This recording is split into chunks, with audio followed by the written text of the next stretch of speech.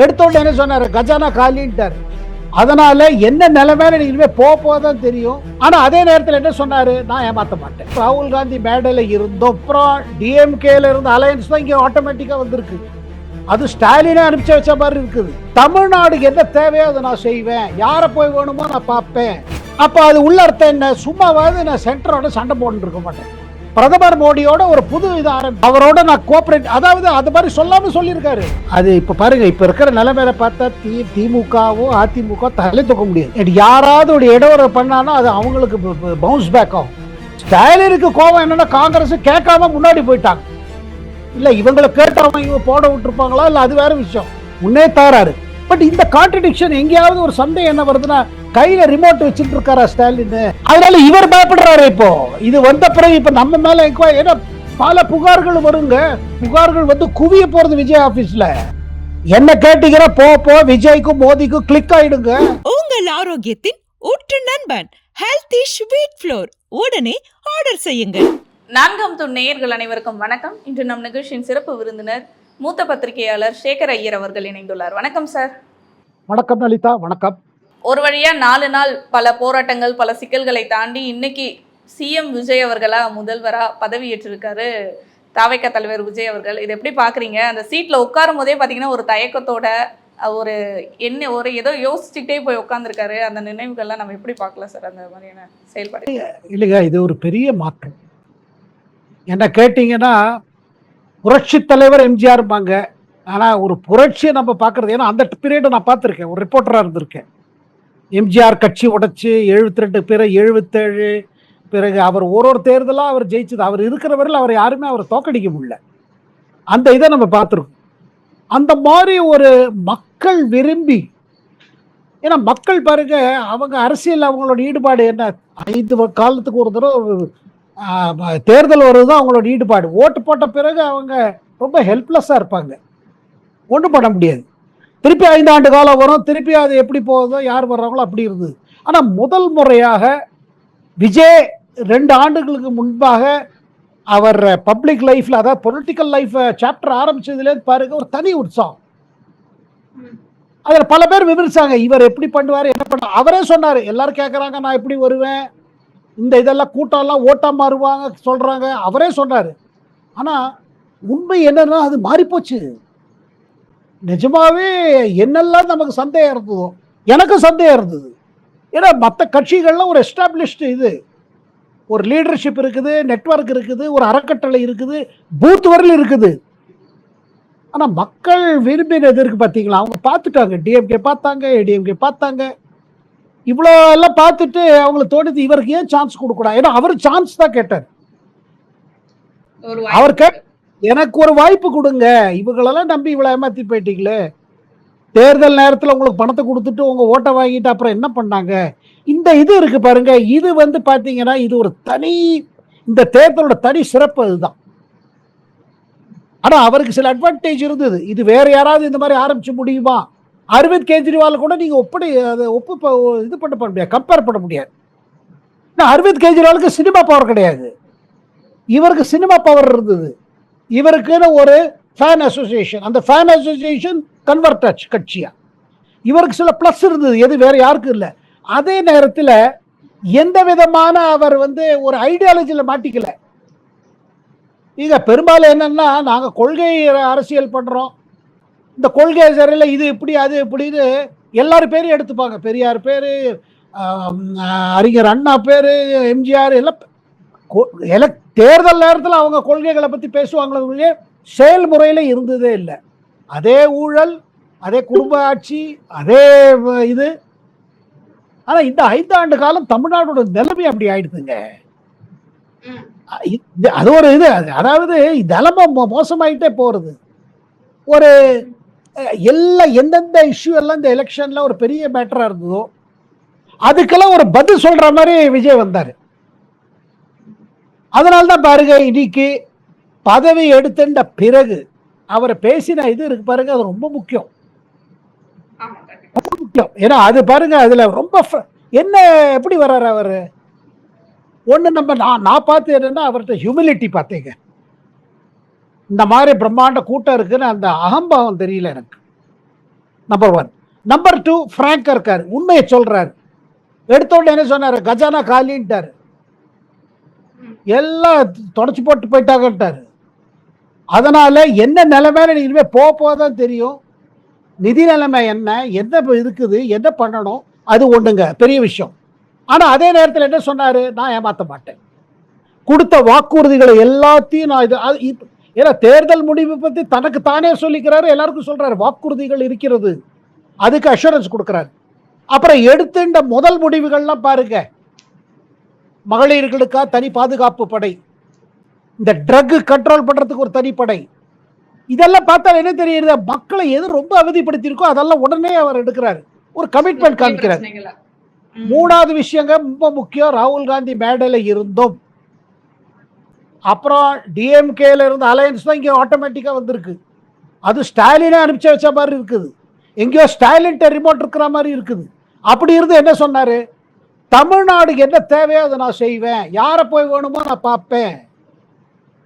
அப்போ அது உள்ள அர்த்தம் என்ன, சும்மாவாது நான் சென்டரோட சண்டை போட்டு இருக்க மாட்டேன், பிரதமர் மோடியோட ஒரு புது இதை ஆரம்பிப்பேன், அவரோட நான் கோஆபரேட், அதாவது அது மாதிரி சொல்லாம சொல்லியிருக்காரு.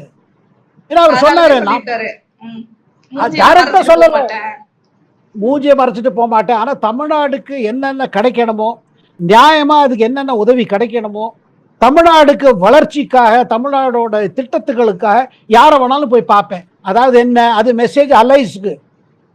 உங்க பாலிடிக்ஸ்ல அதெல்லாம் இருக்கலாம், ஆன்டி மோடி ஆன்டி இது, எனக்கு தேர்தல் நேரத்தில் தான், அது தேர்தல் முடிந்த பிறகு எனக்கு கவர்னன்ஸ், குட் கவர்னன்ஸ். என்ன கேட்டீங்கன்னா, இந்த மாதிரி யார் பேசினாங்க, நான் என்ன சொல்லுன்னா, இந்த மாதிரி ஒரு ஆப்பர்ச்சுனிட்டி ஸ்டாலினை கோட்டை விட்டாரு. முதல் முறையாக ஸ்டாலின் ஜெயிச்ச பிறகு இதே நேரு இண்டோர் ஸ்டேடியத்துக்கு பிரதமர் ஒரு ஃபங்க்ஷனுக்கு வந்தார், சென்ட்ரல் ஃபங்க்ஷனுக்கு, எனக்கு நல்லா ஞாபகம் இருக்குது, 2022 என்னும். அப்ப அதுல என்ன ஆச்சு, எடுத்த மீட்டிங்லயே எந்த இதுல தமிழ்நாடு வளர்ச்சி திட்டத்துக்கு திறந்த வந்த ஃபங்க்ஷன்லயே பாலிடிக்ஸ் ஆயிடுச்சு. இவர் ஸ்டாலின் ஒரே பொலிட்டிக்கலா பேசிட்டே போனாரு. அதுவே முதல்ல இது எனக்கு தோணுதுங்க, இவர் இன்னும் ஒரு வாரம் 10 நாள்ல பிரதமர் மோடியை சந்திப்பார். இன்னைக்கு பிரதமர் தெரிந்த வாழ்த்துக்களும் நீங்க பாத்தீங்கன்னா, அரசியல் செய்யாம தமிழ்நாடுக்கு என்ன வேணும், அரசியல் என்ன திட்டங்கள் நீங்க செயல்படலாம், என்னென்ன செய்யலாம், அரசியல தள்ளி வச்சுட்டு ஸ்டாலின் அவர்களே ஒரு அறிக்கை விட்டுருக்காரு, என்னன்னா எடுத்ததுமே நீங்க வந்து அரசுல காசு இல்ல, கஜானா காலின்றலாம் சொல்லாதீங்க, அரசு தேவையான அளவு வச்சிருக்கு, காசும் இருக்கு, மக்களை ஏமாத்தி திசை திருப்புற வேலையெல்லாம் நீங்க பண்ணாதீங்கன்ற மாதிரி ஒரு வஞ்சி புகழ்ச்சி அணியை வந்து செலுத்திருக்காரு, இங்க பாராட்டுற மாதிரி இழந்திருக்காரு. இது எப்படி பார்க்கலாம் சார்? இல்லைங்க லலிதா, விஜய் சக்சஸ் ஸ்டாலினுக்கு இதாகும். அது இப்ப பாருங்க, இப்ப இருக்கிற நிலைமையில பார்த்தா திமுகவோ அதிமுக தலை தூக்க முடியாது. யாராவது ஒரு இடஒரு பண்ணானா அது அவங்களுக்கு பவுன்ஸ் பேக் ஆகும். இதுல வந்து பெரிய ரிஸ்க் இருக்குது. ஏன்னா எல்லா கட்சிகளுக்கும் எல்லா தலைவர்களுக்கும் ஒரு தேர்நிலவு பீரியட் உண்டு. அந்த பீரியட் முடிந்த பிறகுதான் இவர் கேஸ்லங்க தமிழ்நாடு மக்கள் இவருக்கு 1 ஆண்டு காலம் கொடுப்பாங்க, என்ன கேட்டீங்கன்னா 2 ஆண்டு காலம் கொடுப்பாங்க. ஏன்னா இவர் சின்சியர் பண்ணணும்னு நினைக்கிறவர், அந்த இம்ப்ரெஷனை கொடுக்குறாரு. இவர் ஒன்று ரொம்ப இதுவாக இருக்காரு, அந்த அகம்பம் இல்லை, நான் ஜெயிச்சுட்டேன் வந்துட்டேன், ரொம்ப ஹம்பிளாக இருக்காரு. அவர் நம்ம கோட்டைக்குள்ள நுழைஞ்சு செக்ரட்டேரியட் போகும்போது எப்படி போனாரு, ஒரு மாதிரி ஒரு நர்வஸோடயே போனாரு, அந்த சீட்டு கிட்ட போகும்போதே அந்த காட்சி. பல முறை சிஎம் சேர்ல இதுல உட்காந்துருக்கலாம், பல திரைப்படத்துல உட்காந்துருக்கலாம், இங்க நிஜமா போய் உட்கார்றாரு. உட்காரும் போது அந்த பயம் பாருங்க, கூடவே அந்த பக்தியும் இருக்குது. இந்த இதில் வந்து உட்காடுறோம், இது பெரிய நமக்கு ரெஸ்பான்சிபிலிட்டி, அந்த ஆண்டவன் தான் நமக்கு வழி விடணும்னு. அதெல்லாம் பார்க்கும்பொழுது எனக்கு என்ன தோணுது, இவர் சின்சியரா பண்ணுவார், முயற்சி கட்டாயம் பண்ண போறாரு.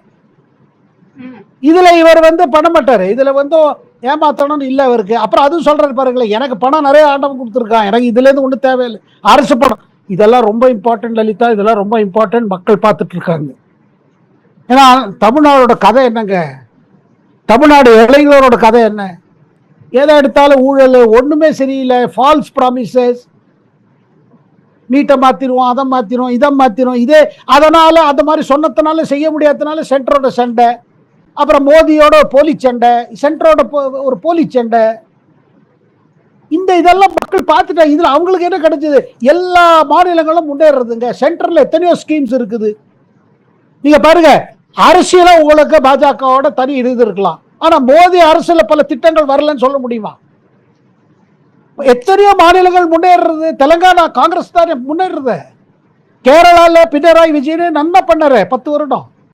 நான் ஒரு விஷயம் சொல்றேங்க, 2016 பினராயி விஜயன் முதல் முறையாக மார்க்சிஸ்ட் முதல்வரான பிறகு கேரளத்துக்கு சென்னை இது டெல்லிக்கு வந்தார். நான் இப்ப டெல்லியில இருந்து பேசுறேன், உங்களுக்கு சொல்றேன்.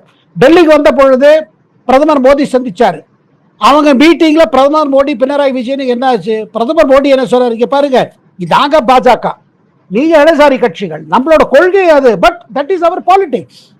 நீங்க நல்ல திட்டத்தை கொண்டு வாங்க கேரளத்துக்கு, நான் பண்ணி கொடுக்குறேன்.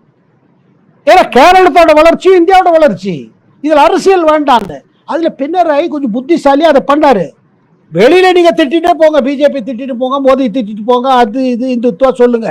ஆனா செயல்முறையில பாத்தீங்கன்னா கேரள அரசுக்கும் மத்திய அரசுக்கும் பெரிய தாராறு கிடையாது. கருத்து வேறுபாடு இருக்கலாம் செயல்முறையில. அதே மாதிரி தெலுங்கானா ரேவந்த் ரெட்டி எத்தனை தடவை பார்க்கிறாரு பிரதமரை? தெலுங்கானா வளர்ச்சி நடக்கலையா காங்கிரஸ் ஆட்சியில?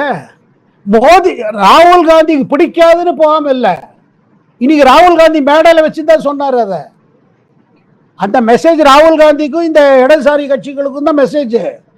உங்க பாலிடிக்ஸ் வேற. ஆனா இங்க இன்னொரு கேள்வி எழுது இல்லையா சார், கூட்டணி கட்சி திமுகவுடன் கூட்டணியா ஒரு 10 ஆண்டுகள் கிட்ட காங்கிரஸ் இருந்தது, இடதுசாரிகளும் இருந்தாங்க. இப்ப தாவேகா கிட்ட வந்திருக்காங்க.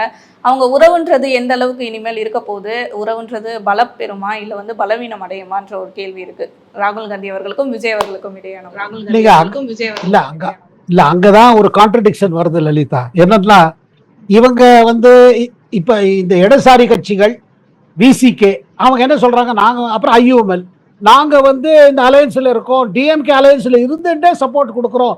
ஏன்னா ஆளுநர் ஆட்சி வரக்கூடாது, மீண்டும் தேர்தல் வரக்கூடாது, அப்புறம் மதசார்பற்ற அரசியல் தொடரணும், அதுக்காக நாங்க அவங்க ஏதோ காரணம் சொல்றாங்க. அப்புறம் கூடவே என்ன சொல்றாரு ஸ்டாலின், சொல்றாரு இந்த கட்சிகள் என்னுடன் பேச்சுவார்த்தை நடத்தின பிறகு டிஎம்கே அலையன்ஸ்ல இருந்து கொண்டே, பொலிட்டிக்கல் அலையன்ஸ்ல இருந்துட்டே இருந்து சப்போர்ட் கொடுக்குறாங்க. அது ஒரு பெரிய கான்ட்ரடிக்ஷன். நம்பர் 1.